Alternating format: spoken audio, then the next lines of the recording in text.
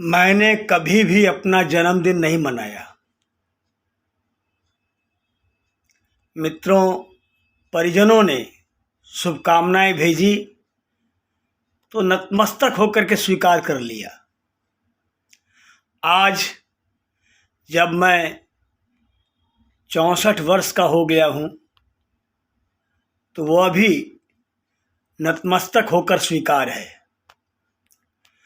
उम्र के इस पायदान पर मैं खुद को यही शुभकामना का संप्रेषण कर रहा हूँ कि आकाश छूने का जज्बा रखो और सुपुर्दे खाक होने के लिए तैयार रहो। बचपन से ही आशावादी रहा हूँ, आज भी हूँ। दकियानूसी कभी नहीं रहा। अंधविश्वास का घोर विरोधी हूँ। वैज्ञानिक सोच पर मेरा भरोसा है, लेकिन आस्था की प्रबलता को मानता रहा हूँ। कई धर्मपरायण एवं ईश्वर या अनिश्वरवादियों से बहस होती है तो मैं अक्सर एक बात अवश्य कहता हूँ कि ईश्वर के अस्तित्व को किसी तर्क से साबित नहीं कर सकते। बस एक ही बिंदु है जिससे आप परमात्मा को होने को प्रमाणित कर सकते हैं, और वह है आस्था। आस्था, विश्वास और भरोसे पर कोई तर्क नहीं होता। आपको विश्वास तो है या विश्वास नहीं है। पत्थर को पूजो तो वो भगवान है, वरना रास्ते का लावारिस। बचपन में और युवावस्था में मुंह फट होकर मैंने कई बड़े लोगों को निःशब्द कर दिया, लेकिन जब बाद में महसूस किया कि ये मेरी कोरी सेखी थी, और वे चुप इसलिए हो गए कि उन्होंने समझा कि इस टुच्चे से मुंह लगने में कोई फायदा नहीं है। वह व्यक्ति जीवन में आगे बढ़ गया और मैं सेखी बघाड़ता हुआ पीछे रह गया। खैर, जीवन में ऐसे कई थपेड़े खाए, गिर गिर कर संभला हूँ। किसी ने गिराया है, किसी ने उठाया भी है। देर से ही मैंने अंग्रेजी के एडजस्टमेंट और कॉम्प्रोमाइज में मूलभूत फर्क को समझा, और मुझे ब्रह्म ज्ञान हुआ कि जीवन में लचीला होना चाहिए, तालमेल बैठाना चाहिए, किंतु अगर अपने मूल सिद्धांतों के साथ समझौता किया तो फिर अधोगति भी निश्चित है। घमंड एवं अपने को ताकतवर समझना लूडो के सांप सीढ़ी के खेल की तरह है।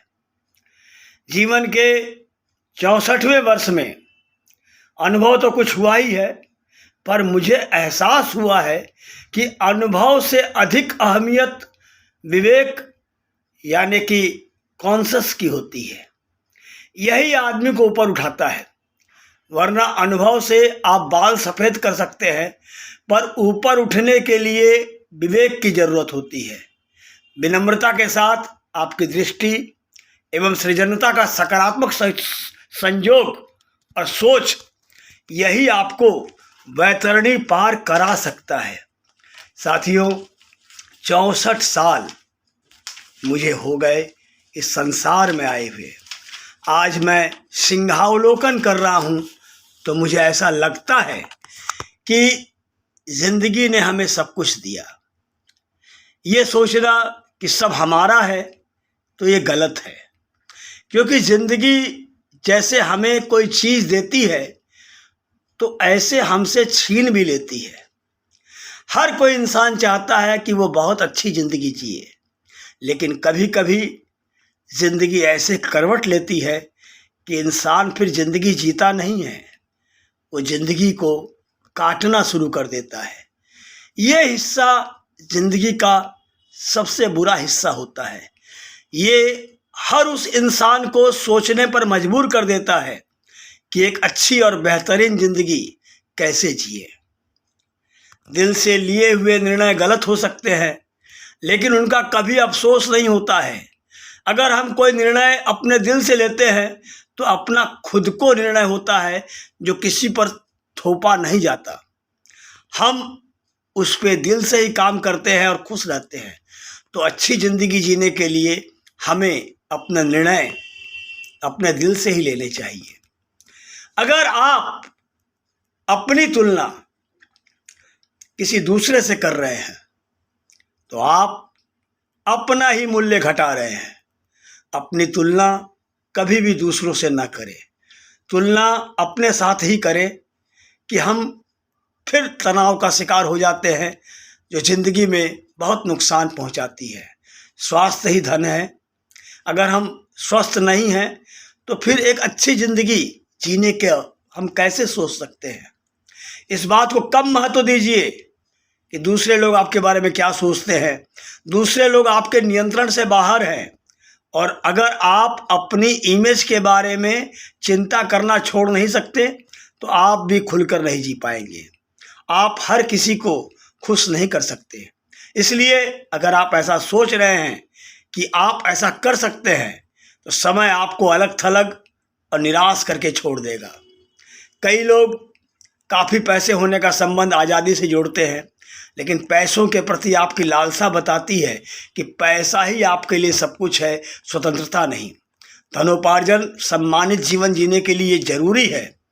इसे साधन समझें तो आप पैसे का उपयोग कर सकते हैं। दोस्तों का साथ सहानुभूति की भावना लाता है, आपको समझदार बनाता है, और चीज़ों को समझने से आपका स्वास्थ्य भी सुधर जाता है। साथियों, मनुष्य हमेशा भविष्य के लिए चिंतित रहता है। वह अतीत की सोचता है, भविष्य की सोचता है, किंतु डरता है वर्तमान से। वर्तमान के क्षण में भी जीवन भी है, वर्तमान के क्षण में मृत्यु भी है। वर्तमान में दोनों ही एक साथ हैं, क्योंकि वह वर्तमान में ही मरेगा और वर्तमान में ही जिएगा। न तो कोई भविष्य में मर सकता है और न भविष्य में जी सकता है। जीवन ने बहुत कुछ दिया, दोस्तों और शुभेच्छुओं से असीम प्यार मिला। कहीं कहीं ठोकर भी खा ली, तो वह भी संभलने के लिए आंखें बंद करके किसी की बात पर विश्वास नहीं किया, तर्क के आधार पर निर्णय लेने की जुगत में रहा। आज जब जीवन का एक लंबा अंतराल बीत चुका है, जीवन का लंबा अंतराल बिता चुका हूँ, वैदिक ऋषि चार्वाक की सोच को तर्क एवं जीवन संग्रह मानता हूँ कि यथो जीवेत सुखम जीवेत, यानी जब तक जियो सुख से जियो। बस एक पंक्ति में अपने जीवन को सार्थक मानता हूँ, तेरा तुझको अर्पण। सभी ने प्यार दिया, सभी ने सम्मान दिया, रास्ता चलना सिखाया, चुटकी ली, गिरा और गिराया गया, संभला और संभाला गया। सबके प्रति कृतज्ञता। लंबा जीवन जीना चाहता हूँ, पर उस घड़ी के लिए भी तैयार हूँ जो हर व्यक्ति के जीवन में आती है, और वह है अंतिम यात्रा।